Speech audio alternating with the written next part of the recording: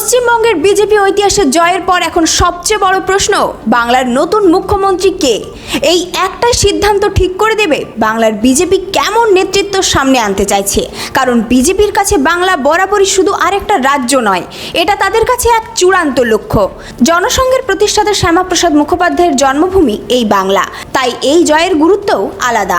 আর এই বিশাল জয়ের পর দল এমন একজন শক্তিশালী মুখকে সামনে আনতে চাইবে যিনি বাংলার রাজনীতিতে দীর্ঘমেয়াদে ছাপ ফেলতে পারবেন, এমনকি একজন মহিলা মুখ্যমন্ত্রীও হতে পারেন, এমন জল্পনাও এখন তুঙ্গে। কেন্দ্রীয় স্বরাষ্ট্রমন্ত্রী অমিত শাহ আগে ইঙ্গিত দিয়েছিলেন, ক্ষমতায় এলে বিজেপি একজন বাঙালি মুখকেই মুখ্যমন্ত্রী করবে। আর এই নির্বাচন দলের সবচেয়ে বড় ইউএসপি ছিলেন প্রধানমন্ত্রী নরেন্দ্র মোদী। গত এক মাসে তাকে দেখা গেছে বাংলার সংস্কৃতির সঙ্গে একেবারে মিশে যেতে, ঝালমুড়ি খাওয়া, কালী মন্দিরে পুজো দেওয়া, এমনকি বাংলায় বার্তা পাঠানো, সব মিলিয়ে ব্র্যান্ড মোদিই ছিল বিজেপির প্রধান মুখ। কিন্তু এখন প্রশ্ন, এই ব্র্যান্ডকে সামনে এগিয়ে নিয়ে যাবে কে?